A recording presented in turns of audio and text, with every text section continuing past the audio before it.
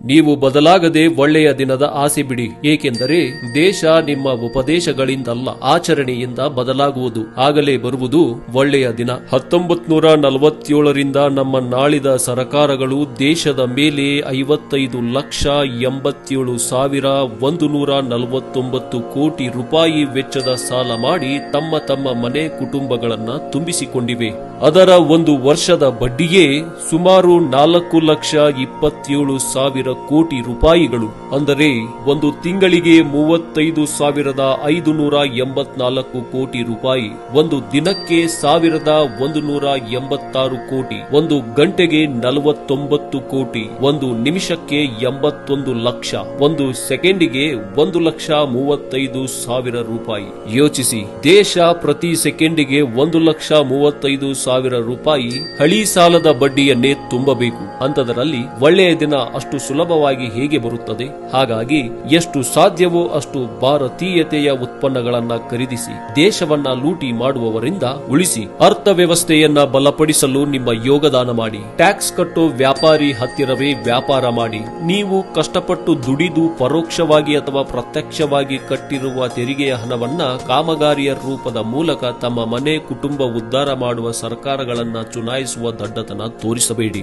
ಭಾರತವನ್ನ ಮತ್ತೆ ಸಮೃದ್ಧ ಭರಿತ ಮಾಡಿ. ದೇಶದ 10% ಜನ ಕೋಕ್, ಪೆಪ್ಸಿ ಬದಲು 10 ರೂಪಾಯಿ ವೆಚ್ಚದ ದೇಶೀಯ ಪಾನೀಯಗಳನ್ನ ಕುಡಿದರೆ ತಿಂಗಳಿಗೆ 3,600 ಕೋಟಿ ರೂಪಾಯಿ ದೇಶದಿಂದ ಹೊರಹೋಗುವುದನ್ನ ತಡೆಯಬಹುದು. ವಿದೇಶಿ ಕಂಪನಿಗಳು ದಿನನಿತ್ಯ ಸುಮಾರು 7,000 ಕೋಟಿ ರೂಪಾಯಿಯನ್ನ ನಮ್ಮ ದೇಶದಿಂದ ಲೂಟಿ ಮಾಡುತ್ತವೆ. ಕಬ್ಬಿನ ರಸ, ಎಳೆನೀರು, ಮಾವು ಮುಂತಾದ ಹಣ್ಣಿನ ರಸ ಸೇವಿಸಿದರೆ ಪೆಪ್ಸಿ, ಕೋಕಾ ಕೋಲಾ ಮುಂತಾದ ಕಂಪನಿಗಳ ಮುಖಾಂತರ ವಿದೇಶಕ್ಕೆ ಪ್ರತಿನಿತ್ಯ ಹೋಗುವ 700 ಕೋಟಿ ರೂಪಾಯಿಯನ್ನ ಉಳಿಸಿ ನಮ್ಮ ದೇಶದ ರೈತನಿಗೆ ಬರುವಂತೆ ಮಾಡಿ. ಇದರಿಂದ ರೈತ ಆತ್ಮಹತ್ಯೆ ಮಾಡಿಕೊಳ್ಳುವುದಿಲ್ಲ. ಹಣ್ಣಿನ ರಸದ ವ್ಯಾಪಾರದಿಂದ 1 ಕೋಟಿ ಜನರಿಗೆ ಉದ್ಯೋಗ ಸಿಕ್ಕಂತಾಗುವುದು. 10 ರೂಪಾಯಿ ಹಣ್ಣಿನ ರಸ 5 ರೂಪಾಯಿಗೆ ದೊರೆಯುವುದು. ಸ್ವದೇಶಿ ನಿಮ್ಮದಾಗಿಸಿ ರಾಷ್ಟ್ರವನ್ನ ಶಕ್ತಿಶಾಲಿ ರಾಷ್ಟ್ರವನ್ನಾಗಿ ಮಾಡಿ.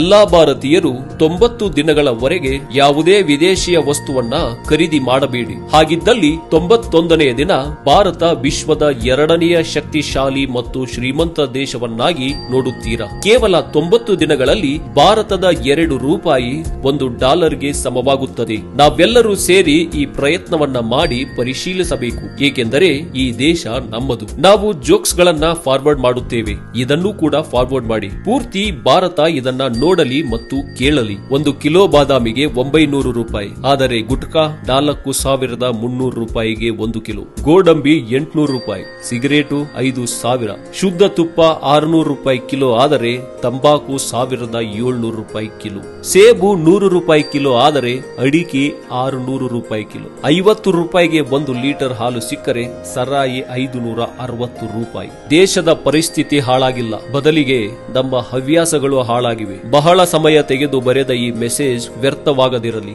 ನಿಮ್ಮ ತನಕ ಕಳಿಸೋ ಜವಾಬ್ದಾರಿ ನನ್ನ ಮೇಲಿತ್ತು. ಈಗ ಇದನ್ನ ತಾವು ಮುಂದೆ ಕಳಿಸಿ. ಆದರೆ ಈ ಮೆಸೇಜ್ 130 ಕೋಟಿ ಜನರಲ್ಲಿ 30 ಕೋಟಿ ಜನರಿಗೆ ತಲುಪಿದರೆ ನನ್ನ ಭಾರತ ನಿಜವಾಗಿಯೂ ಮಹಾನ್ ಆಗುವುದು. ಭಾರತ ಮಾತೆಗೆ ಜಯವಾಗಲಿ. ಜೈ ಹಿಂದ್.